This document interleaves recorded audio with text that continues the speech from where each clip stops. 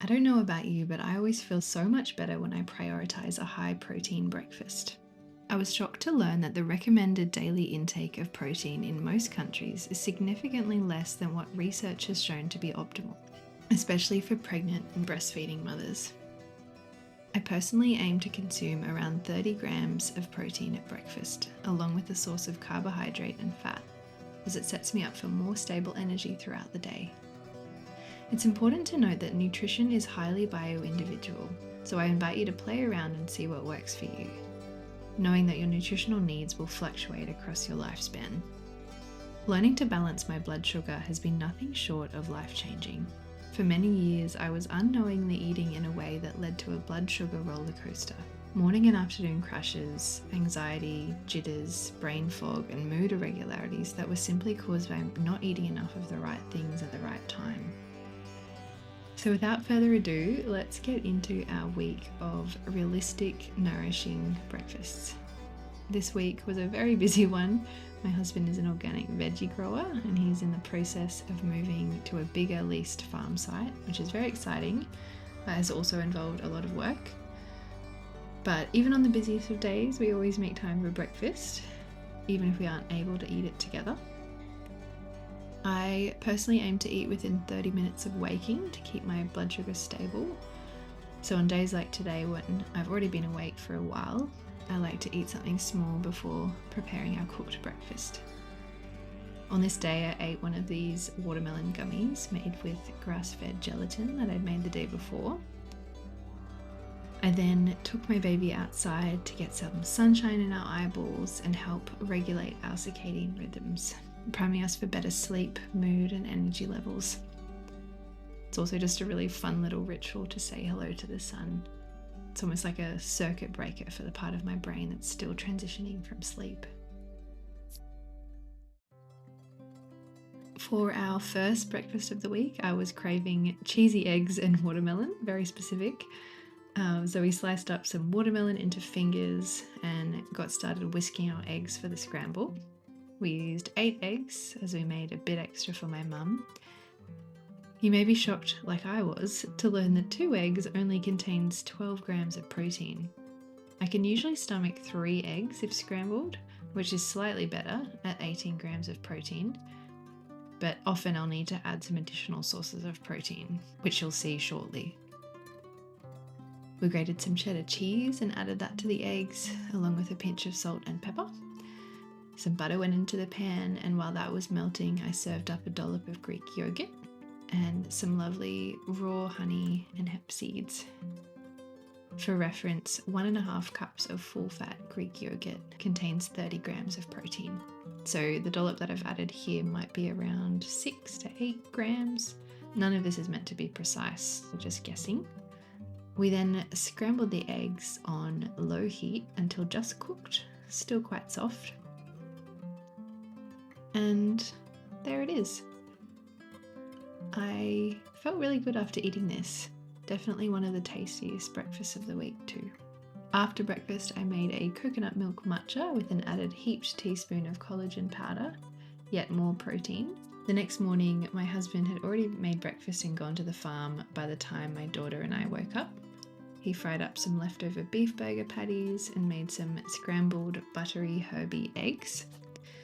To this I added some fresh blackberries that we picked over the weekend, some raw tomato, my baby is obsessed with raw tomato wedges at the moment, and finally some cabbage and carrot sauerkraut that I made a little while ago to support our gut health. Again, I felt really good after this. I typically just give my baby food directly from my plate to her tray, but we have some lovely bamboo plates and bowls arriving for her this week, so she can have a bit more autonomy over her eating. I personally was not a fan of the silicone plates, as they always seem to leave a silicone taste on her food. Also, since this breakfast involved salted sauerkraut, I thought I'd share a quick note on salt. I personally choose to serve my daughter lightly salted home-cooked food, as I've looked into the research and this actually appears to be fine, but I'm just mindful not to add too much. I'll link a great article by Lily Nichols, who's a registered dietitian and nutritionist, for anyone who wants to dive deeper into this. After breakfast, I made a single shot espresso with coconut milk, collagen protein powder, and some butter. I try to drink caffeine mindfully, tuning into my body or even muscle testing before making it to make sure it's actually healthy for me on that day. I'm prone to the jitters if I drink it on an empty stomach or while stressed or underslept, so I need to be mindful. On this day though, it felt really good, particularly as I drank it after breakfast to ensure that my blood sugar and cortisol levels were balanced. I also like to make it more of a complete meal, adding a source of protein, fat, and sometimes carb. I often add honey or egg yolk, for example. We went for a little walk to see the chooks after breakfast, as we always do, and then I did some movement inside. I've been loving primal movement lately and also a little bit of Pilates. It personally feels good to move my body after breakfast though, not before, once I've had a chance to fuel my belly. Something very typical in our household is to have a veggie and egg scramble for breakfast. Since my husband grows veggies, we always have a lot laying around. So on this morning, I grated a zucchini, chopped some spring onions and tomato, and fried them off in butter before adding 3 whisked eggs. On the side, I had some more fresh blackberries. We're coming to the end of our fresh stash now, which is very sad. I then salted everything nicely, and finally I added some goat's cheese. I accidentally bought this jar of lovely Australian goat's cheese that had been marinating in canola oil, which I typically avoid or limit in my diet due to its health impacts if consumed in excess, which I'll share more on in another video. But yeah, since we rarely eat out or eat processed foods, which are typically high in canola oil or other processed seed oils, I'm not too worried about eating it occasionally like this. I just drained the oil off the cheese and didn't think too much about it. We're not aiming for perfection over here. This was a really satisfying and balanced breakfast. And again, I had my collagen matcha as well as an adrenal cocktail, which was orange juice and my vitamin C plus salts powder. This next breakfast was so tasty. It's inspired by Turkish eggs, but it's a much simpler everyday version. We sauteed sliced red bullhorn peppers, which are very similar to red capsicum, then added our 3 eggs each directly on top. We added a lid so that they could cook, and then added some minced garlic to Greek yogurt. We served this up and then got started making the spiced butter in the same pan. We added a generous knob of butter to the saucepan, and then the spices.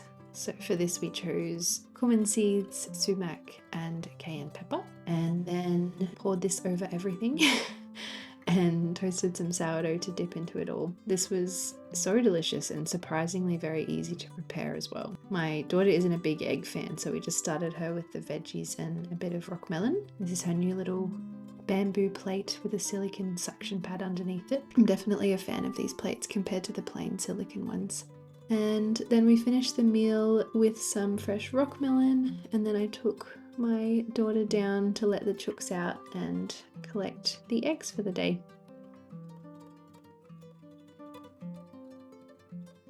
This last breakfast was a special weekend breakfast.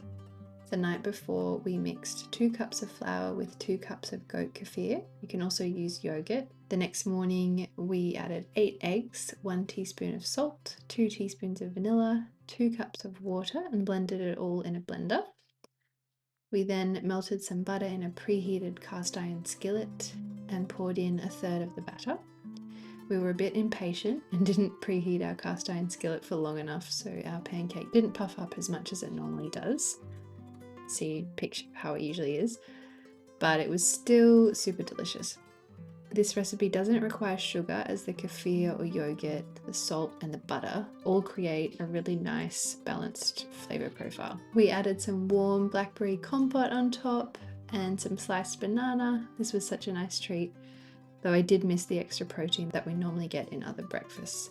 So I made a collagen matcha, and that helped me to feel more full. I've used a few different flour types for this recipe in the past, stone ground white flour, wholemeal, spelt, they all taste great. You could probably try a grain-free option too, like buckwheat flour, though I've not tried this. And I've also tried a few variations of pancakes, and this one is my favourite because it uses so many eggs. It's actually from the Nourishing Traditions cookbook. And there we have it, a week of relatively simple, nourishing breakfasts. We aren't aiming for perfection or restriction here, just simple, real food that fuels us well and makes us feel good. Thanks for watching if you made it this far. Please subscribe if you want to see more videos like this. Blessings to your week.